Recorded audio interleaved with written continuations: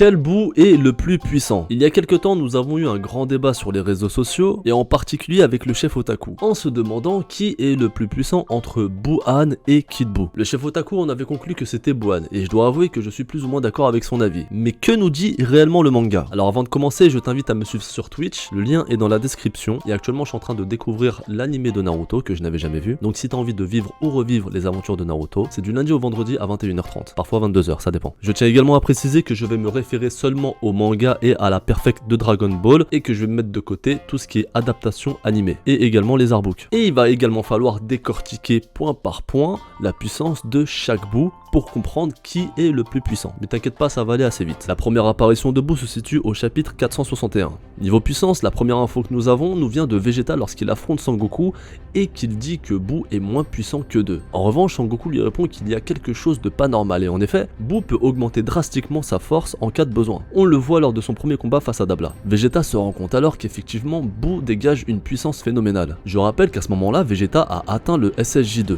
c'est pas le SSJ2 de base comme Sangohan versus Cell. Il dit même qu'il n'est pas sûr de revenir vivant de son combat face à Gros Buu. Donc on sait déjà que Gros Buu a une force supérieure au SSJ2. D'autant plus que Vegeta a perdu son duel, donc c'est confirmé. Dans le chapitre 474, Gros Buu affronte Sangoku en SSJ3. Le combat fut court et plutôt équilibré, ce qui nous laisse croire que Gros Buu et Sangoku SSJ3 sont plus ou moins du même niveau. Or, Sangoku dit clairement avant son combat contre Kid Buu que en SSJ3 il aurait pu vaincre Gros Buu, mais qu'il voulait laisser la place aux jeunes. A noter que lors de son combat contre Gros Buu, Sangoku ne maîtrisait pas encore totalement le SSJ3, il était qu'à ses prémices. À ce stade, on peut déjà mesurer la puissance de Gros Buu, qui est au-dessus du SSJ2, mais en dessous du SSJ3. SSJ3 pas encore maîtrisé, je le rappelle. Plus tard, dans le chapitre 485, un nouveau Buu apparaît, Buu Maléfique.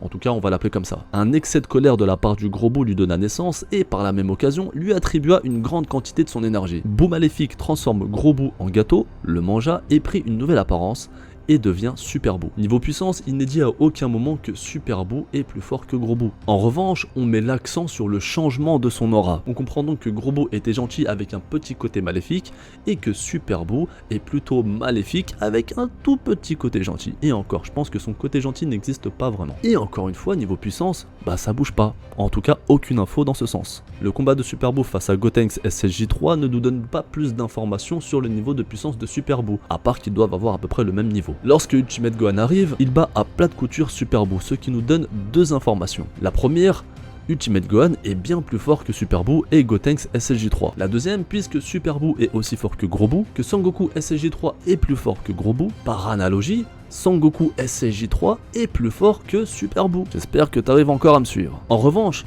rien d'explicite sur qui est le plus fort entre Ultimate Gohan et Goku SSJ3.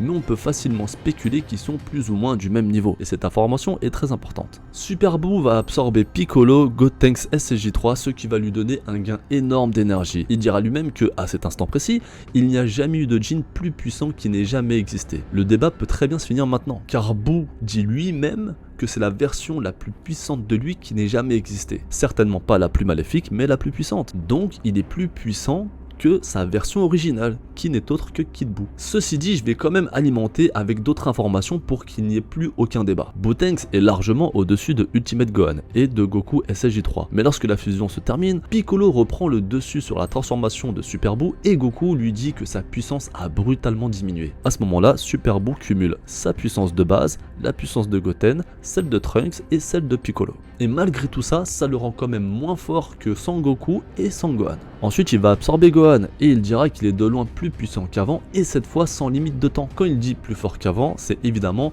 plus fort que quand il était en Buu-Tanks. On pourrait conclure facilement ici car si Buu-Han est plus fort que Buu-Tanks et que lorsqu'il était en Buu-Tanks il a clairement dit je suis la version de moi-même la plus puissante, alors Buu-Han est de loin plus fort que Kid Buu. Kaioshin dit que lorsque Kid Buu avait absorbé les anciens Kaio, sa force avait un peu diminué.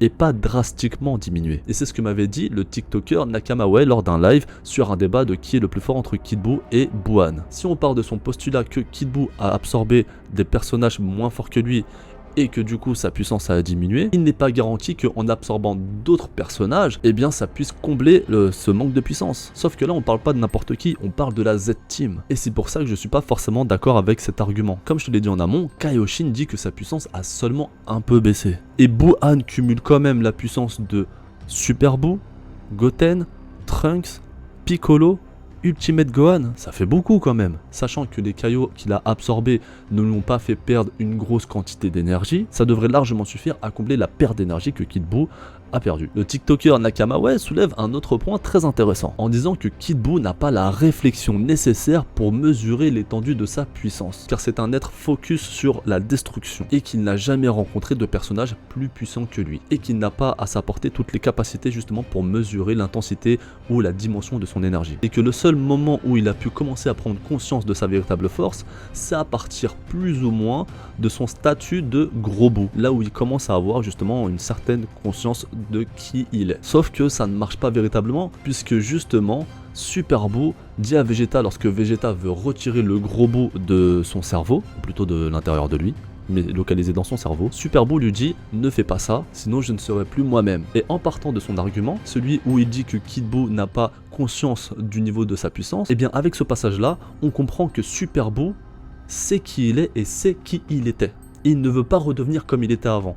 Donc si il sait qui il était, il a techniquement une idée de la puissance qu'il avait également. Et encore une fois, c'est confirmé par ses propres paroles. Lorsqu'il dit « Je suis le djinn le plus puissant », il ne peut pas dire ça au hasard, puisque en tant que Super Buu, il sait que en Kid Buu, il n'est plus exactement le même. Donc effectivement, je pense que la perte de puissance entre Kid Buu et Gros Buu est assez significative. Mais le gain de puissance qu'il a eu avec l'absorption de la Z-Team est assez conséquente et fait de Bohan le plus puissant des Buu. Pour finir, à la fin de l'arc Buu, Sangoku dit que l'énergie de Kid Buu ne diminue jamais quoi qu'il arrive, ce qui indique qu'il y a bien une limite à sa puissance, mais qu'elle ne diminue pas, un petit peu comme C17 et C18. Ils ont une puissance infinie qui ne diminue jamais. Et si tu te permets de dire qu'elle diminue pas, c'est que tu sais qu'il y a un niveau, il y a un palier, et que ce palier-là ne descend jamais. Il nous dit également que en concentrant son énergie au maximum, il pourrait rassembler suffisamment d'énergie pour vaincre Kid Buu. Donc une attaque énergétique full power de Sangoku et SSJ3 suffirait à vaincre Kid Buu. Et sachant que Sangoku ne se trompe quasiment jamais, voire jamais sur l'évaluation énergétique de ses ennemis, je pense qu'on peut lui faire confiance. Donc si une attaque full power de Sangoku et SSJ3 est suffisante pour anéantir Kid Buu, cela est un argument de plus pour confirmer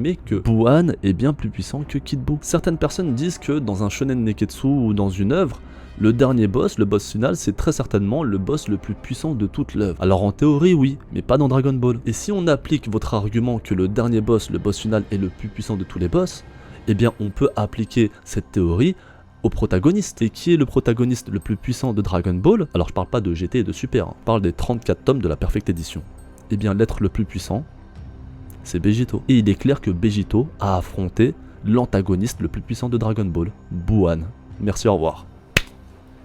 Pour conclure, Kid Buu est seulement le Buu le plus maléfique qui existe. Très puissant certes, mais pas le plus puissant. Et avec tous ces éléments-là, il est difficile de croire que Kid Buu est meilleur que Bohan. Donc cette vidéo touche enfin à sa fin, j'espère avoir pu enfin répondre à la question que effectivement Bohan est bien plus puissant que Kid Buu. Si tu n'es pas d'accord avec moi, je t'invite à me donner ton avis dans les commentaires avec des choses assez concrètes et pas seulement des théories sorties d'un chapeau magique. N'hésite pas à me suivre sur Twitch, le lien est dans la description. Ton meilleur like, partage et puis si t'es pas abonné, abonne-toi!